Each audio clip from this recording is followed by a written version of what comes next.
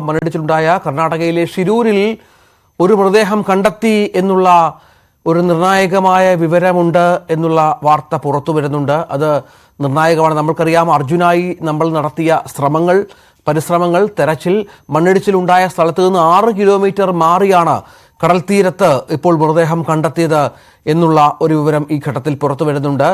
ആരുടെയാണ് മൃതദേഹം എന്നത് വ്യക്തമല്ല എന്നതും നമുക്ക് ലഭ്യമാകുന്ന വിവരങ്ങളിലൊന്നാണ്. പോലീസ് സ്ഥലത്തെത്തിയിട്ടുണ്ട്, പരിശോധന തുടരുന്നുണ്ട്. കെ വി ബൈജു വിവരങ്ങൾ പങ്കുവെക്കുന്നു. ബൈജു, എന്താണ് ഏറ്റവും പുതിയ ലഭ്യമായ വിവരം?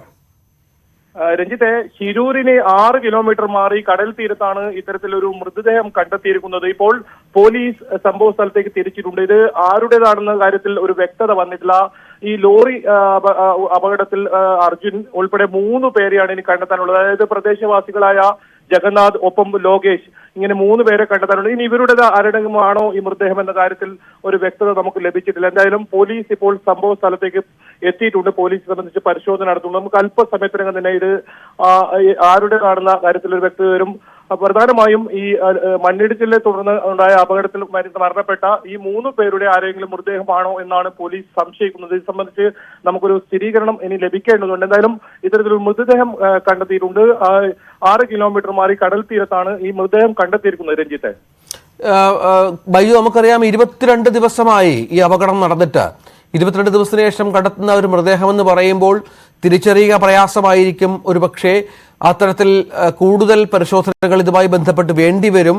ഇത് ഈ കടൽ തീരമെന്ന് പറയുമ്പോൾ 6 കിലോമീറ്റർ അകലെ കൂടിയാണ്. അപ്പോൾ സ്വാഭാവികമായും അത്തരം മാറ്റങ്ങളൊക്കെ ശരീരത്തിൽ ഉണ്ടായി കാണും എന്നതുകൂടി വ്യക്തമാകണം.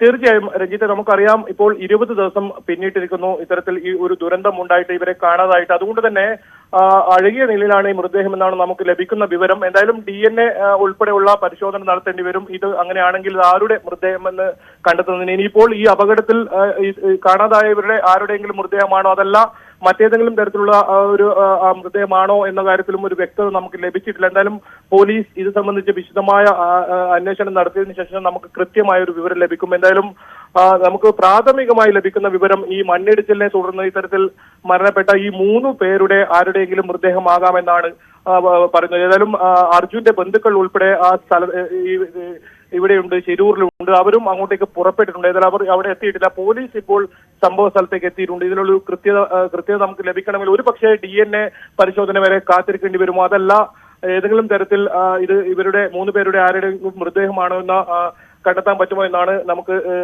സംശയിക്കുന്നത്. എല്ലാം പോലീസ് അത് സംബന്ധിച്ച് പരിശോധന നടത്തുന്നുണ്ട്. 6 കിലോമീറ്റർ മാറി ഈ കടൽ തീരത്ത് ഇത്തരത്തിൽ കണ്ടെത്തിയത്. നമുക്കറിയാം 4-ാം ദിവസം അവിടുന്ന് ഒഴുക്കിൽപ്പെട്ട ഒരു സ്ത്രീയുടെ മൃതദേഹം ഇത്തരത്തിൽ ഇതേ കടൽ തീരത്ത് തന്നെയാണ് കണ്ടെത്തിയിരുന്നത്.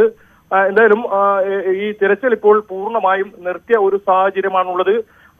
ആ ഒരു ഘട്ടത്തിലാണ് ഇങ്ങനെയൊരു വിവരം ലഭിക്കുന്നതും. എന്തായാലും പോലീസ് ഇത് സംബന്ധിച്ച ഒരു സ്ഥിരീകരണം ലഭിക്കേണ്ടതുണ്ട്. അതിനുവേണ്ടി ഏതായാലും അല്പസമയം കൂടി കാത്തിരിക്കേണ്ടി വരും. രഞ്ജിത്ത്, അതായത് ഈ 6 കിലോമീറ്റർ അകലെയുള്ള കടൽ തീരം എന്ന് പറയുമ്പോൾ ഈ പുഴയുമായി ചേർന്ന ഒരു പ്രദേശമാണ് അല്ലെ? ഇവിടുന്ന് 6 കിലോമീറ്റർ അകലെയാണ് മണ്ണിടിച്ചിലുണ്ടായത്. നേരത്തെ ബൈജു പറഞ്ഞതുപോലെ മറ്റു പല മൃതദേഹങ്ങളും കണ്ടെത്തിയ ഒരു സ്ഥലം കൂടിയാണ് ഇവിടം. തീർച്ചയായും നമുക്ക് 4-ാം ദിവസം ഇത്തരത്തിലൊരു അവിടെ ഉള്ള ഒരു സ്ത്രീയുടെ ഇത്തരത്തിൽ ഒഴുക്കൽപ്പെട്ട സ്ത്രീയുടെ മൃതദേഹം ഇത് സമീപ സ്ഥലത്ത് തന്നെയാണ്, കടൽ തീരത്ത് തന്നെയാണ് കിട്ടിയിരുന്നത്.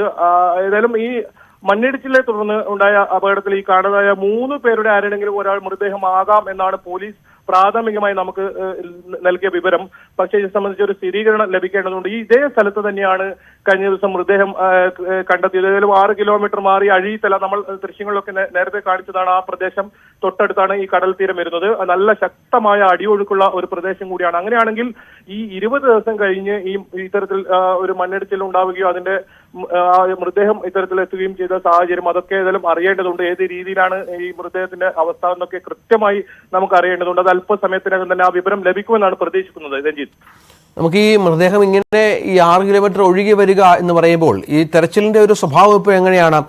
ഇന്നലെ കർണാടക ഹൈക്കോടതിയുടെ വിധിയുണ്ടായിരുന്നു ബൈജു, തെരച്ചിൽ തുടരണം എന്നുള്ള തരത്തിൽ. പക്ഷേ അടിയൊഴുക്ക് ശക്തമാണ് എന്ന് പറയുന്നു. തെരച്ചിൽ വന്ന മാൽപേ സംഘമടക്കം വീണ്ടും മടങ്ങിയ പശ്ചാത്തലമുണ്ട്. തിരയാനാവാത്തൊരു പശ്ചാത്തലം തന്നെയല്ലേ അവിടെ നദിയിലുള്ളത്? തീർച്ചയായും ഒരു അനിശ്ചിതത്വം തുടരുന്നതിനിടെയാണ് ഇപ്പോൾ ഇത്തരത്തിൽ ഒരു മൃതദേഹം കണ്ടെത്തിയിരിക്കുന്നത്. എന്തായാലും കഴിഞ്ഞ കുറെ ദിവസങ്ങളായി ഏതെങ്കിലും തരത്തിലുള്ള തെരച്ചിലോ മറ്റ് രക്ഷാപ്രവർത്തനമോ ഒന്നും തന്നെ ഇവിടെ നടക്കുന്നില്ല. അങ്ങനെ ഒരു സാഹചര്യമല്ല ഇവിടെ ഉള്ളത്. അത്തരത്തിൽ ഒഴുക്ക്, ശക്തമായ ഒഴുക്ക് തന്നെയാണ്. മാത്രമല്ല മഴയും ശക്തമായി ഈ പ്രദേശങ്ങളിലുണ്ട്. അതുകൊണ്ട് ഇപ്പോൾ തൽക്കാലം തിരച്ചിൽ നടത്താനാവില്ല എന്നാണ് കർണാടക സർക്കാർ പറഞ്ഞിരുന്നത്. അതിനിടയിലാണ് ഇന്നലെ ഇത്തരത്തിലൊരു കോടതി വിധിയും വന്നിരിക്കുന്നത്. തിരച്ചിൽ തുടരണമെന്ന് 3 പേർക്കുമായുള്ള തിരച്ചിൽ ഉടൻ തുടരണമെന്നായിരുന്നു കോടതി നിർദ്ദേശം. ഇതേ തുടർന്ന് ഇന്നോ നാളെയോ ആയി തിരച്ചിൽ പുനരാരംഭിക്കാൻ ഈ നീക്കം നടക്കുന്നതിനിടെയാണ് ഇപ്പോൾ ഇത്തരത്തിൽ ഒരു മൃതദേഹം കണ്ടത്. ഇത് ഏതെങ്കിലും തരത്തിൽ ഈ മണ്ണിടിച്ചിലുണ്ടായ സമയത്ത് അപകടത്തിൽപ്പെട്ട നമ്മുടെ അർജുൻ ഉൾപ്പെടെയുള്ളവരെ ആരുടെങ്കിലും ഒരാളുടെ മൃതദേഹമാണോ എന്നതാണ് ഇനി അറിയേണ്ടത്. അതിനാണ് ഏതായാലും കാത്തിരിക്കുന്നത്. ബന്ധുക്കൾ, അതായത് ജിതിൻ സ്ഥലത്തില്ല, മറ്റു ബന്ധുക്കൾ അവിടെ ഉണ്ട്. അവർ സംഭവ സ്ഥലത്തേക്ക് ഏതായാലും പുറപ്പെട്ടിട്ടുണ്ട്. പോലീസ് ഇപ്പോൾ അവിടെ എത്തിയിട്ടുണ്ട്. പോലീസ് ഇത് സംബന്ധിച്ച് പരിശോധന നടത്തുന്നുണ്ട്. എന്തായാലും തെരച്ചിൽ പുനരാരംഭിക്കാൻ നീക്കം നടക്കുന്നതിനിടെയാണ് ഇത്തരത്തിൽ മൃതദേഹം കണ്ടെത്തിയതെന്നും വളരെ ശ്രദ്ധേയമാണ്. ഏതായാലും കഴിഞ്ഞ ഒരാഴ്ചയായി യാതൊരു വിധത്തിലുള്ള തെരച്ചിലും ഈ ഭാഗത്ത് നടക്കുന്നില്ല. മാത്രമല്ല ഇതുവഴിയുള്ള ഗതാഗതവും ഇപ്പോൾ തുറന്ന് പ്രവർത്തിക്കുന്നുണ്ട്. ഇത് വാഹനങ്ങളൊക്കെ ഇതുവഴി കടന്നു പോകുന്നുണ്ട്. അങ്ങനെ ഒരു സാഹചര്യമാണ് നിലനിൽക്കുന്നത്. എന്തായാലും അടിയൊഴുക്ക് ശക്തമായി തന്നെ ഈ പുഴയിൽ തുടരുന്ന ഒരു സാഹചര്യത്തിൽ ഈ യഥാർത്ഥത്തിൽ ലോറി പുറത്തേക്ക് എടുക്കാനോ ഇതുവരെ സാധിക്കാത്ത ഒരു ഘട്ടം കൂടിയാണ്. ഹൈക്കോടതിയുടെ രൂക്ഷമായ വിമർശനവുമുണ്ട്. തിങ്കളാഴ്ചയാണ് ഹൈക്കോടതിയെ സംബന്ധിച്ച് വിശദമായ റിപ്പോർട്ട് നൽകാൻ കർണാടക സർക്കാരിനോട് ആവശ്യപ്പെട്ടിട്ടുമുള്ളത്. എന്തായാലും അല്പസമയത്തിനകം തന്നെ ഇത് സംബന്ധിച്ച ഒരു വിവരം നമുക്ക് ലഭിക്കും. രഞ്ജിത്ത്, അല്പസമയത്തിനകം ലഭ്യമാകും വിവരമെന്ന് നമുക്ക് പ്രതീക്ഷിക്കാം. KV ബൈജു തുടരുന്നുണ്ട്. അവിടെ ഒരു മൃതദേഹം ഈ ഷിരൂർ പുഴയിൽ നിന്ന് 6 കിലോമീറ്റർ അകലെ കടപ്പുറത്ത് കണ്ടെത്തി എന്നുള്ളതാണ് നിർണായകമായ കാര്യം. നമ്മുടെ അർജുൻ ഉൾപ്പെടെ 3 പേരുടെ വിവരങ്ങൾ ഇനി ലഭ്യമാകാനുണ്ട്. എത്രയോ ദിവസം അതിശക്തമായ തെരച്ചിൽ ഈ മേഖലയിൽ നടന്നിരുന്നു. പക്ഷേ അർജുനെക്കുറിച്ച് വിവരം കിട്ടിയില്ല.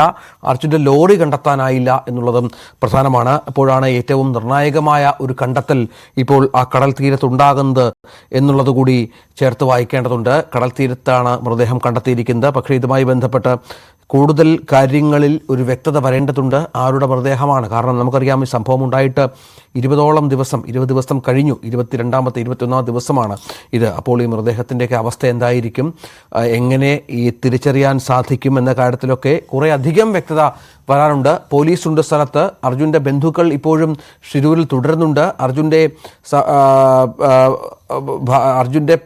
സിസ്റ്ററിൻ്റെ ഹസ്ബൻഡ് അടക്കം, സഹോദരിയുടെ ഭർത്താവ് അടക്കം, അവിടെ ജിതിനടക്കം അവിടെ ഉണ്ട് എന്നാണ് മനസ്സിലാകുന്നത്. അർജുനെക്കുറിച്ച് വിവരം കിട്ടിയതിന് ശേഷം മാത്രമാകും മടക്കം എന്ന് ജിതിൻ നേരത്തെ വ്യക്തമാക്കിയ പശ്ചാത്തലമുണ്ട്. അപ്പോൾ അവരൊരു പക്ഷേ അവിടെ ചെന്ന് എന്താണ് എന്നുള്ളത് നിരീക്ഷിച്ചേക്കാം, ഐഡൻറ്റിഫൈ ചെയ്യാനുള്ള ശ്രമങ്ങൾ നടത്തിയേക്കാം.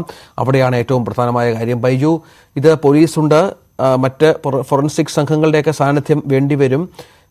അങ്ങനെയുള്ള ഒരു നീക്കം അവിടെ നടക്കുന്നുണ്ടോ? തീർച്ചയായും. കാരണം രഞ്ജിത്ത് സൂചിപ്പിച്ചതുപോലെ തന്നെ 20 ദിവസം കഴിഞ്ഞിരിക്കുന്നു. ഏത് അവസ്ഥയിലാണ് നമുക്ക് ഊഹിക്കാവുന്നതേ ഉള്ളൂ. അതും ചെളിയും ഇത്തരത്തിൽ വലിയ അടിയൊഴുക്കുമൊക്കെയുള്ള ഒരു പുഴയാണ്.